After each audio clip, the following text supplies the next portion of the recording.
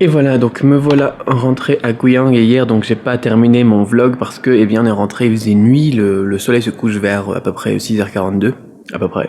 Et au début donc la route était vraiment... on rebondissait tout le temps, donc c'était impossible de filmer et de s'enregistrer donc sans qu'il y ait vraiment trop de bruit, et donc c'est pas super sympa pour être intime avec vous. Et ensuite, donc, il faisait nuit. Donc, en basse luminosité, c'est pas super top mon objectif.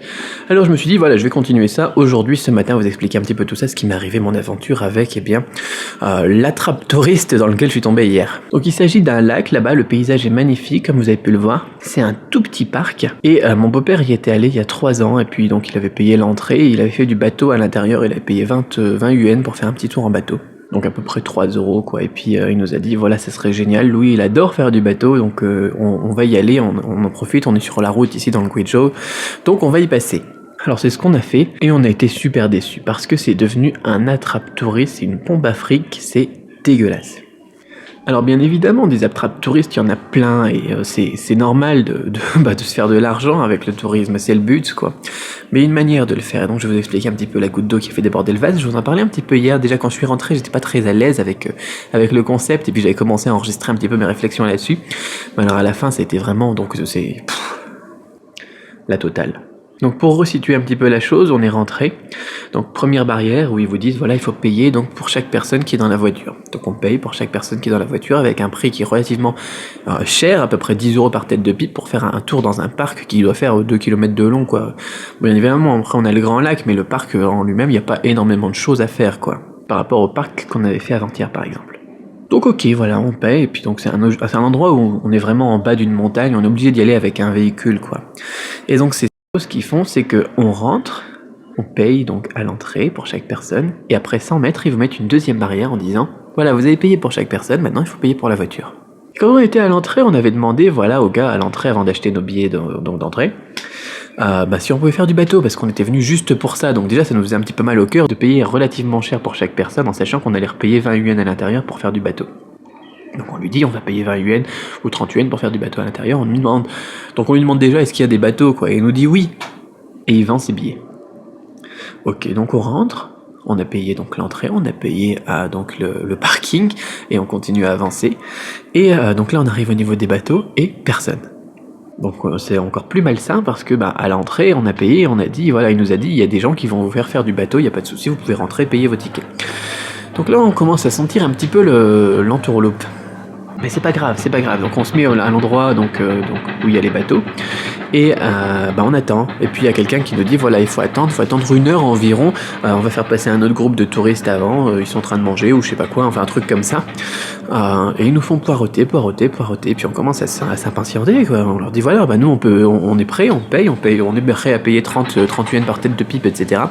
pour faire du bateau, on est là pour ça quoi, pour les enfants ils sont tout petits ici, ça commence à nous embêter un petit peu de poireauter comme ça. Et puis donc là il y a quelqu'un qui nous dit oui, pas de souci, et puis on va regarder ce qu'on peut faire.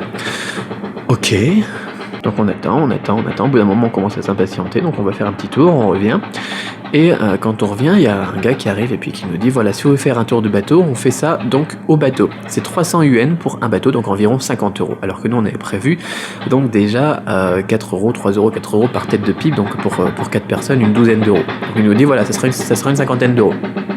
On lui dit bon c'est un peu abusé quoi, et on commence à en avoir encore plus marre parce que voilà quoi, ils nous voient comme ça et puis ils se disent c'est le bon plan, on va vraiment leur prendre tout, il n'y a rien d'autre à faire dans ce parc à part un tour en bateau en fait. Et donc on nous a déjà fait payer à l'entrée, on nous a fait payer pour la voiture, et maintenant on veut nous faire payer pour le bateau une cinquantaine d'euros.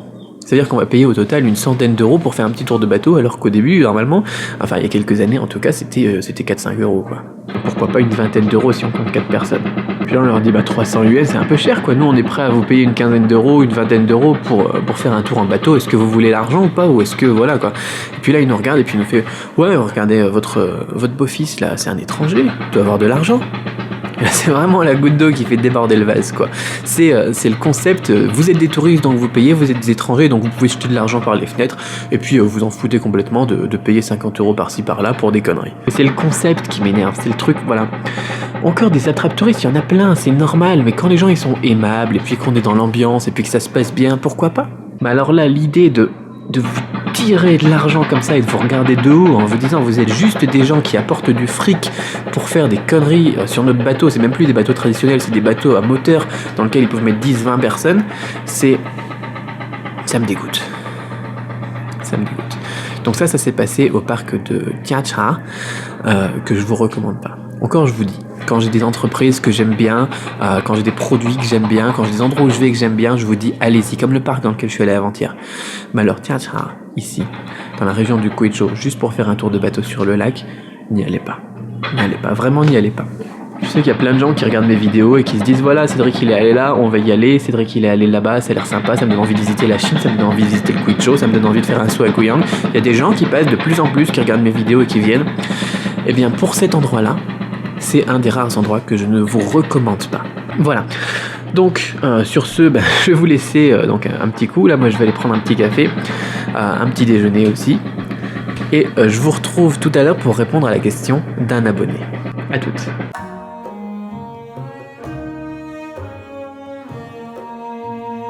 Ok, alors une question qui me revient souvent, c'est comment apprendre le chinois? Les Chinois parlent trop vite. À quoi? Qu'est-ce que tu as? À quoi? Vas-y, dis-nous tout. Et donc, comment est-ce que je vais faire moi pour apprendre le chinois vu qu'il parle tellement vite que j'arrive même pas à distinguer les syllabes et les mots? C'est une excellente question. Répondons-y la réponse en 2 étapes. Première étape, regardez le débit de parole d'un chinois moyen par rapport au débit de parole, par exemple, d'un français moyen, par exemple en syllabes par seconde, en syllabes par minute ou en mots par minute. Deuxième étape, que ce résultat soit identique ou pas à un chiffre français, on va regarder bien comment est-ce que l'on peut faire ensuite pour régler ce problème. Parce qu'il est tout à fait possible de comprendre ce qu'un chinois dit, ne vous inquiétez pas, je m'en sors pas trop mal. Alors première étape, regardez le nombre moyen de mots parlés par minute, donc par les Chinois. Alors on va prendre les syllabes plutôt, on va prendre les syllabes, c'est plus sympathique, en sachant que les mots généralement font 2 caractères en moyenne.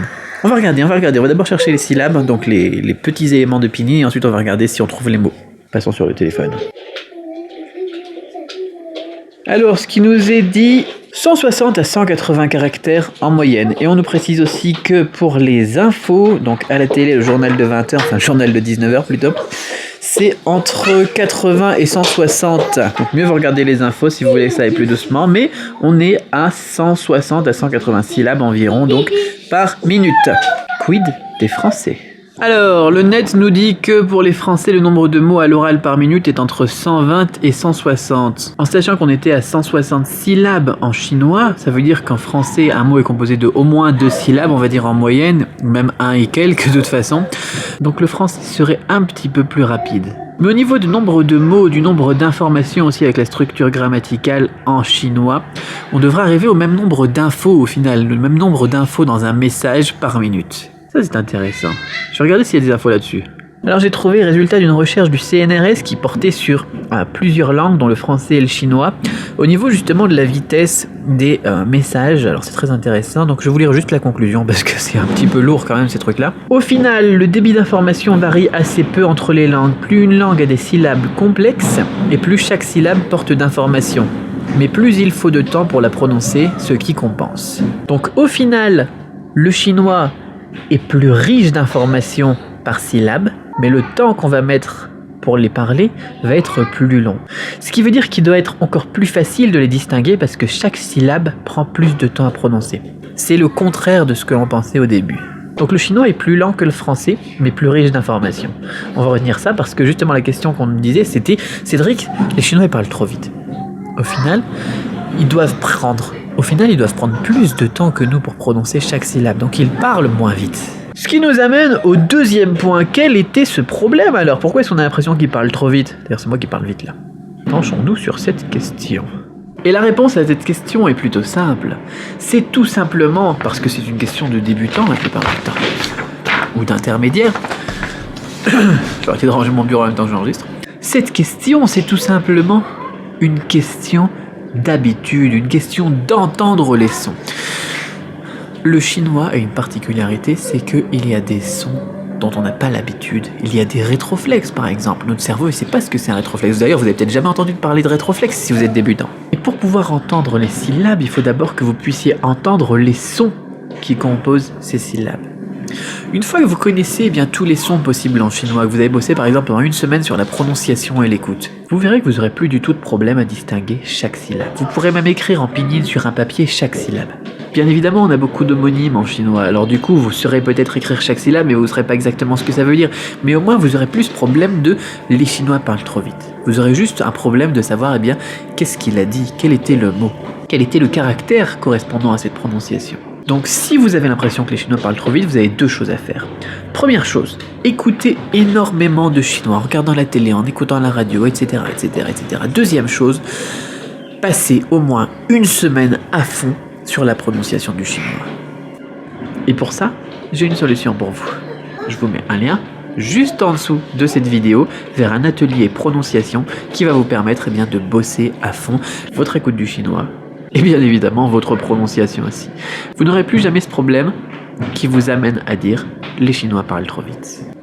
Vous pourrez vous concentrer juste sur l'essentiel, échanger avec les gens et enrichir votre vocabulaire bien évidemment, parce que ça sera la deuxième étape pour pouvoir comprendre ce qui est dit dans une phrase. Et n'oubliez pas, vous avez cet atelier ici, donc je vais remettre une promo donc vers l'atelier juste en dessous. C'est exceptionnel, normalement je fais ça qu'au lancement d'un atelier, mais bon là on va le refaire donc juste pour vous, parce que c'est vraiment une question importante, pour vous aider un petit peu à vous remettre là-dedans, et pour vous aider un petit peu à casser ce problème-là. Et ce que je vous suggère de faire du coup avec les recherches que j'ai menées aujourd'hui, c'est tout simplement, une fois que vous avez bossé sur votre prononciation, de regarder la télé. Donc le journal par exemple de 19h en Chine, ça fait à peu près 13h en France, ou 14h en France, ou attendez. Enfin bon, on a soit 7 heures de décalage horaire en heure d'hiver, soit 6 heures de décalage horaire en heure d'été. Donc à peu près pour vous, en début d'après-midi, il y a le JT chinois à la télé. De toute façon, sinon on peut le regarder en différé ou bien le regarder après sur internet. Sur YouTube aussi, on a la chaîne CCTV qui vous permet de regarder ça. Mais voilà, donc pour les niveaux intermédiaires, le JT, c'est génial. Pour les débutants, faites-vous plutôt des dessins animés. Sur ce, moi je vous retrouve demain, mercredi. Bonne fin de journée et plein de succès dans votre apprentissage du chinois et spécialement aujourd'hui pour la prononciation. Bye bye.